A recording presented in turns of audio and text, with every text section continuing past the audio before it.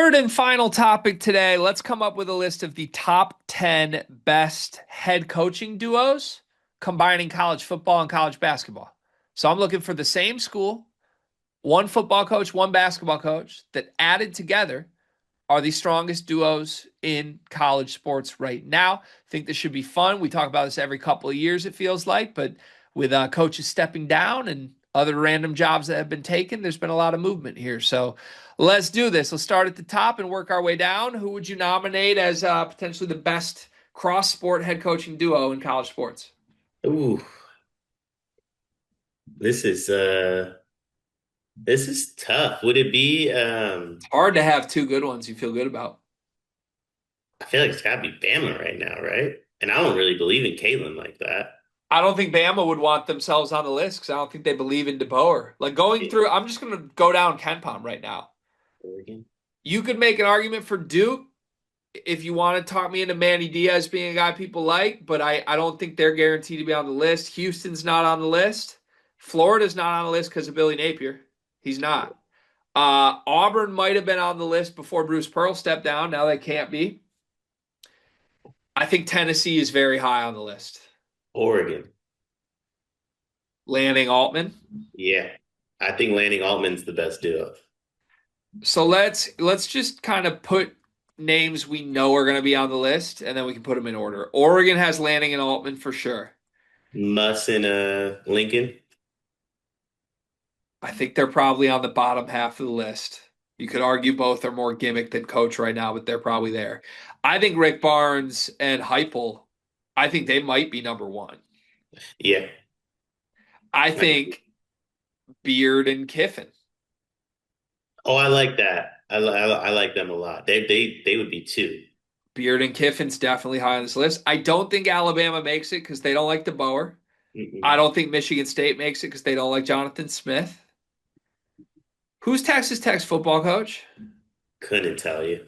That should probably disqualify them. Yeah. But if we like Texas Tech's football coach, I mean, McCaslin belongs on this list. It's someone named Joey McGuire. Yep, they're not on the list.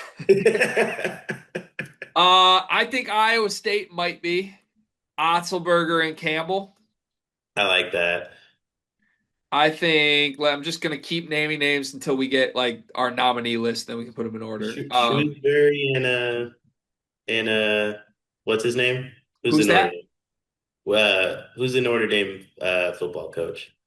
Shrewsbury and Marcus Freeman. Yeah, I don't think they're there because I don't think Shrews qualifies. that's fair. But they let's put them on the nomination list. They could sneak in.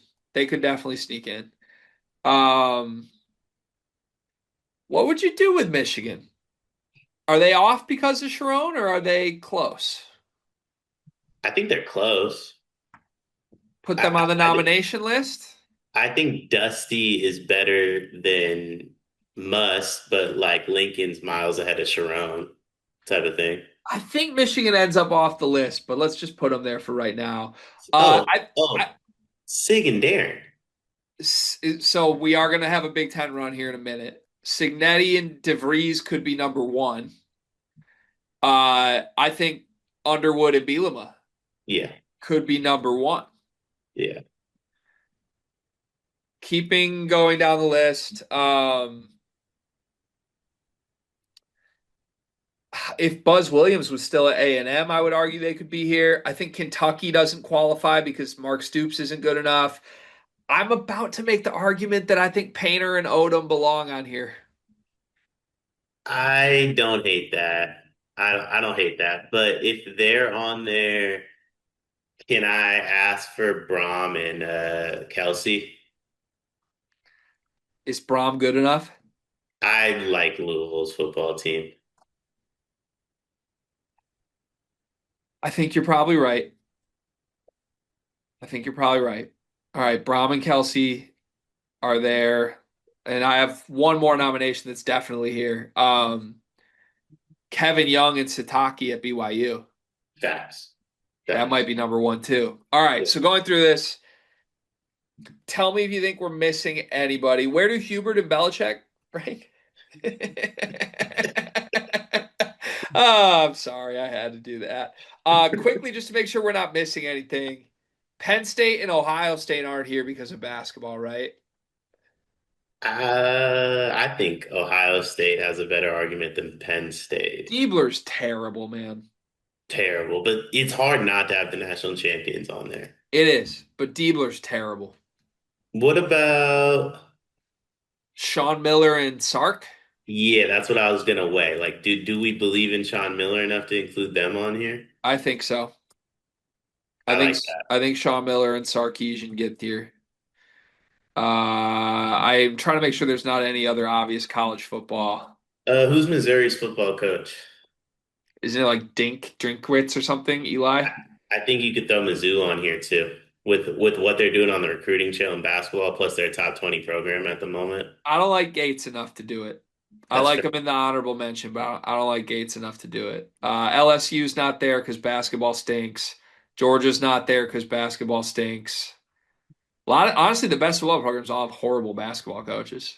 My takeaway from this is the SEC could just care less about basketball, which is interesting because I feel like they're the best conference in the country last year too. Yeah, 100%. Okay.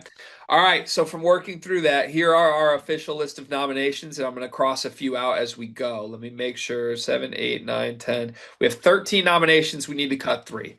Oregon's on the list, USC's on the list, Tennessee's on the list, Ole Miss is on the list, Iowa State's on the list, Notre Dame's on the list. They might be a cut. Michigan is definitely cut. They're not on the list. Sherrone Moore disqualifies them. Indiana's on the list. Illinois is on the list. Purdue is a maybe cut for me. Louisville is on the list, I think. BYU is on the list, and I think Texas is a maybe cut. I think Texas and Purdue probably get cut first. I think Shrewsbury might be struggling enough that it's Notre Dame we cut.